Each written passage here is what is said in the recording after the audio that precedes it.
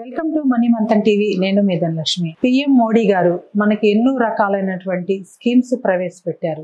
ఆ స్కీమ్స్ యొక్క వివరాలు, వాటిని ఎవరు అప్లై చేసుకోవాలి, వాటి యొక్క వివరాలు, వాటి ద్వారా ఎలా ప్రయోజనం పొందాలి అనేటటువంటి విషయాల్ని తెలుసుకుందాము.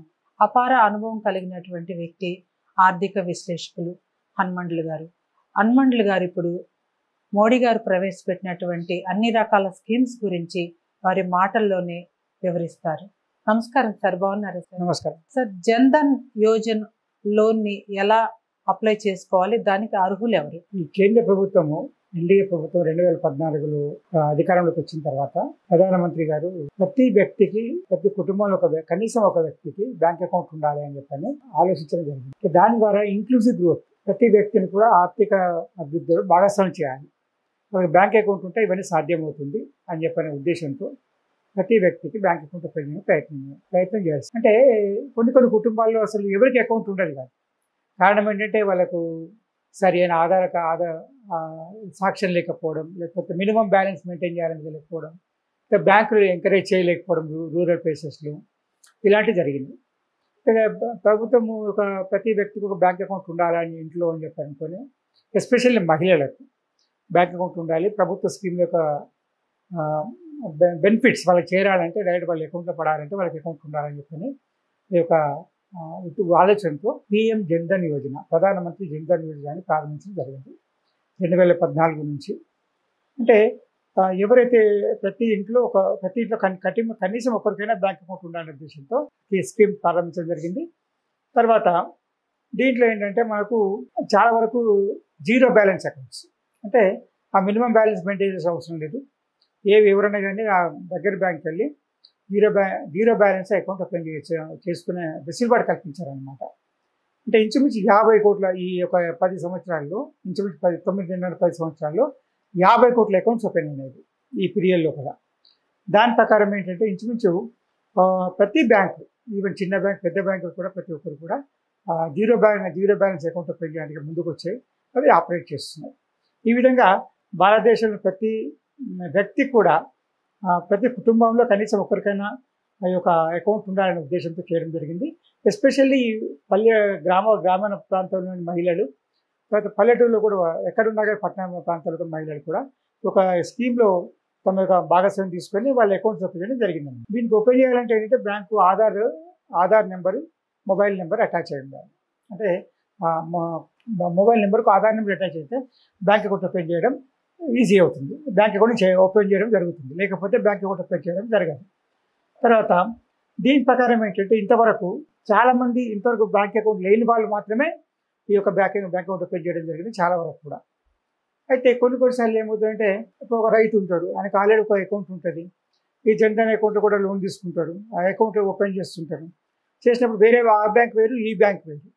కానీ అప్పుడు కొన్నిసార్లు ఆ బ్యాంకు ఆ యొక్క సాఫ్ట్వేర్ ఆపరేట్ చేయడానికి ఈ జీరో బ్యాంక్ అకౌంట్ ఓపెన్కి ప్రాబ్లం అవుతుంది. కాబట్టి కొన్నిసార్లు ఏం చేస్తుందంటే, ఈ కన్ఫ్యూజన్ ఎందుకు అని చెప్పి కొందరు ఈ జీరో బ్యాంక్ అకౌంట్ని క్లోజ్ చేయడానికి ప్రయత్నం చేస్తారు. అది కాకుండా కూడా జీరో అకౌంట్ బ్యాలెన్స్ ఉన్న అందరికి కూడా ఒక 2,30,000 వరకు ఇన్సూరెన్స్ కవరేజ్ చేయడం కేంద్ర ప్రభుత్వం చేసిందన్నమాట. అట్లా మోటివేట్ చేయడం ఉద్దేశం వాళ్ళు ఏంటంటే, వాళ్ళని మోటివేట్ చేయడానికి. కాబట్టి అదే మాదిరిగా వీళ్ళ యొక్క జీరో అకౌంట్ బ్యాలెన్స్ ఉన్న వాళ్ళు 50 కోట్ల మంది అకౌంట్స్ అవుతున్నాయో వీళ్ళందరూ కలిసి ఇంచుమించు 2 లక్షల కోట్ల వరకు ఇప్పుడు బ్యాంకులో డిపాజిట్స్ ఉన్నాయి. అంటే ఒకవేళ ఈ అకౌంట్స్ లేకపోతే ఈ డబ్బులని కూడా ఇక్కడ ఉండిపోయేది అన్నమాట. అంటే ఖర్చు అయిపోయేది, చాలా ఖర్చు అయిపోయేది, వేస్ట్గా ఖర్చు అయిపోయేది. దాన్ని బ్యాంకులో వీళ్ళకి అకౌంట్స్ ఉండటం వల్ల కొందరు 1000 కావచ్చు, కొందరు 2000 కావచ్చు, కొందరు 50,000, కొందరు 2 లక్షలు కావచ్చు. ఈ విధంగా ఇంచుమించు ఒక యావరేజ్గా 4,000 అకౌంట్, ఒక్కొక్క అకౌంట్లో బ్యాలెన్స్ ఉండే విధంగా 50 కోట్ల మంది 2 లక్షల కోట్లని బ్యాంకులో డిపాజిట్ చేయడం జరిగింది. అయితే ఈ విధంగా మనకు చేసినప్పుడు అందరినీ, అయితే ఇప్పుడు సమస్య ఏమొచ్చిందంటే, కొందరు జన్ధన్ అకౌంట్స్ వాళ్ళకి కూడా వేరే అకౌంట్, వేరే బ్యాంకు కన్నా వేరే అకౌంట్స్ ఉన్నప్పుడు ఈ యొక్క బ్యాంక్ యాప్ ద్వారా ఆపరేట్ చేయడం కష్టమవుతుంది. అది కొన్నిసార్లు అనుమతించడం లేదు. అందువల్ల కొందరు ఏం చేస్తుంది, జీరో బ్యాలెన్స్ అకౌంట్ ఉన్న దాన్ని క్లోజ్ చేయడానికి ప్రయత్నం చేస్తున్నారు అనమాట. క్లోజ్ చేస్తే ఆ జీరో బ్యాలెన్స్ అకౌంట్ కాకుండా నామినల్ రెగ్యులర్ అకౌంట్ వాళ్ళు ఆపరేట్ చేస్తుంది. దాని ప్రకారం బ్యాంక్ ఒక యాప్ ద్వారా వాళ్ళకి ట్రాన్సాక్షన్ చేసుకునే అవకాశం.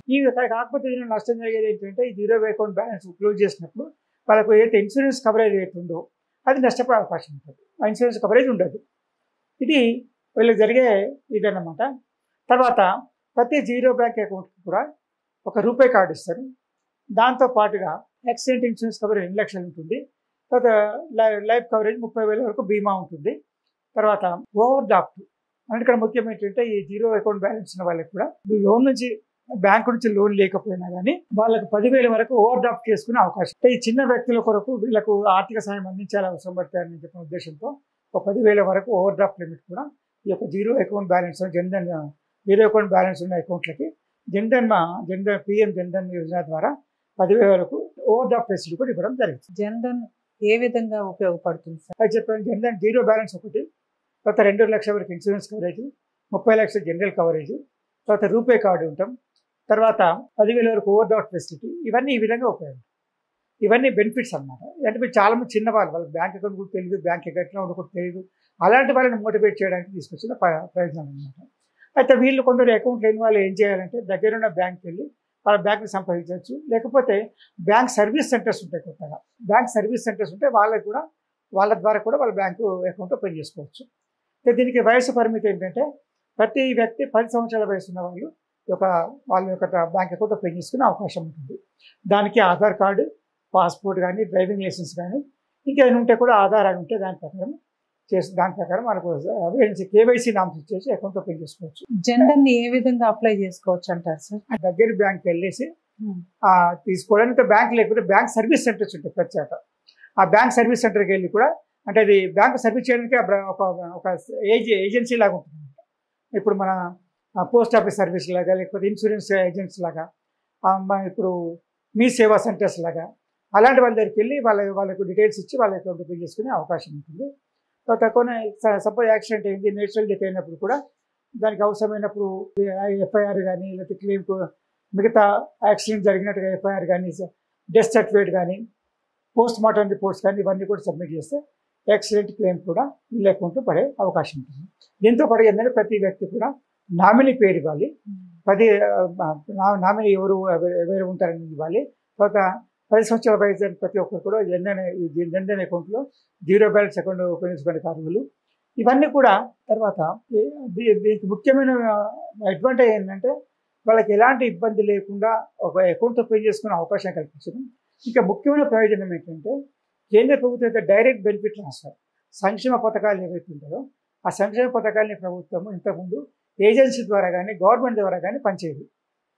వాళ్ళు పంచినప్పుడు వాళ్ళు ఇవ్వడము, ఆలస్యం చేయడము, లేకపోతే వేరే వాళ్ళకి ఇవ్వడము, డైవర్షన్ చేయడము ఇవన్నీ జరిగేది అన్నమాట.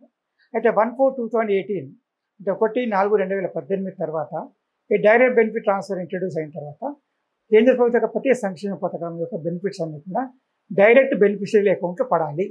ఆ విధంగా వాళ్ళ యొక్క కేంద్ర ప్రభుత్వ ప్రతి ఒక్క సంక్షేమ పథకాలు కూడా ఈ యొక్క సంక్షేమ పథకాల యొక్క అర్హులకి వాళ్ళ అకౌంట్లో ఈ విధంగా పడగడం జరుగుతుంది.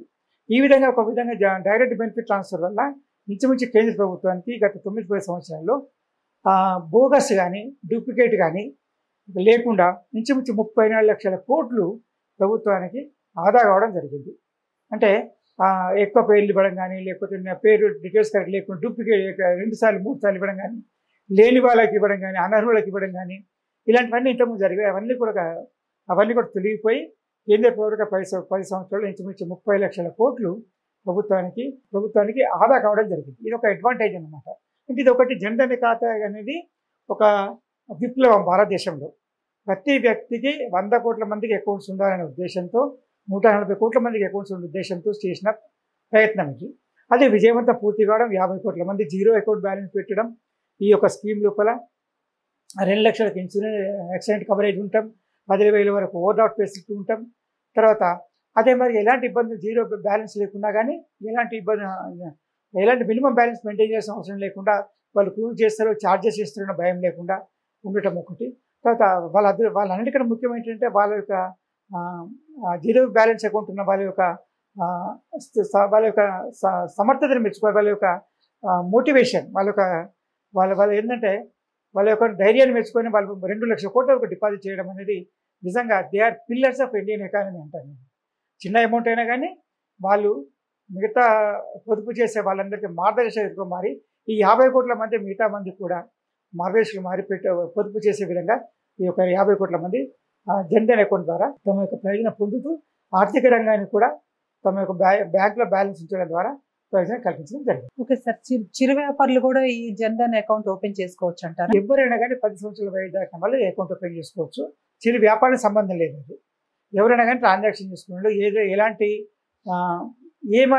ఇబ్బంది లేని వాళ్ళు కూడా, ఎలాంటి ఆధారం లేని వాళ్ళు కూడా ఈ అకౌంట్ ఓపెన్ చేసుకోవచ్చు. అంటే వాళ్ళకి యాక్సిడెంటల్ కవరేజ్ 2 lakhs ఉంటుంది. తర్వాత 30,000 రూపాయల ఇన్సూరెన్స్ బీమా ఉంటుంది. తర్వాత ఈ 10,000 రూపాయల ఓవర్ డ్రాఫ్ట్ ఫెసిలిటీ ఉంటుంది. అంటే దానికి ఎలాంటి సంబంధం లేదు మనకు. అంటే హెల్త్ కేర్ ఎమర్జెన్సీ ఎప్పుడైనా ఆరోగ్య పరిస్థితులు రావచ్చు, తర్వాత ప్రత్యేక పరిస్థితులు అంటే చదువు కోసం కావచ్చు, లేకపోతే మిగతా దేనికోసం ప్రత్యేక పరిస్థితులు కావచ్చు. అలాంటి వాటి కొరకు 10,000 వరకు లిమిట్ లేకుండా, 10,000 వరకు ఎలాంటి సెక్యూరిటీ లేకుండా ఈ యొక్క ఓవర్ డ్రాఫ్ట్ ఫెసిలిటీ ఇవ్వడం జరిగింది. దీనివల్ల ఏంటంటే చిన్న చిన్న వ్యాపారస్తులు 5,000, 10,000 పెట్టుబడి చేసుకునే వాళ్ళు కానీ, 10,000-20,000తో వ్యాపారం చేసుకుని నెలకు 10,000 సంపాదించే వాళ్ళు కానీ, సొంతంగా వ్యాపారం చేసుకుని చిరు వ్యాపారులకు కూడా ఒక మంచి అవకాశంగా మారి వాళ్ళ సొంతకాలు వాళ్ళ కుటుంబము సొంతగా కుటుంబం వ్యాపారం చేసుకుంటూ తమ కాళ్ళ మీద నిలబెట్టు ఆర్థిక అభివృద్ధికి తోడ్పడే విధంగా ఈ యొక్క స్కీమ్ని మార్చడం జరిగింది. ప్రజలు కూడా తమ యొక్క భాగస్వామ్యంతో, యాక్టివ్ పార్టిసిపేషన్తో ఒక స్కీమ్ని విజయవంతం చేయడం జరిగింది. ఈ జన్ధన్ యోజన ద్వారా లోన్ పొందే అవకాశం ఉందంటారా సార్? లోనుకి దీనికి అవకాశం లేదు. ఓవర్ డ్రాఫ్ట్ ఫెసిలిటీ 10,000 వరకే ఉంది దీనికి లిమిట్. అంతకంటే లోన్ తీసుకునే అవకాశం లేదు. మిగతా లోన్ తీసుకోవాలంటే మిగతా స్కీమ్లలో వేరే విషయాల్లో ఉంది, కానీ దీనికి మాత్రం మ్యాక్సిమం లిమిట్ 10,000. అంతకంటే ఓవర్ డ్రాఫ్ట్ తీసుకునే అవకాశం లేదు. దీనికి వ్యాపారం చేసే అవసరం లేదు, ఎలాంటి అవసరం లేదు. ఏ విధమైన వ్యక్తి అయినా కానీ మనకు జీరో అకౌంట్ బ్యాలెన్స్ ఓపెన్ చేసుకోవచ్చు.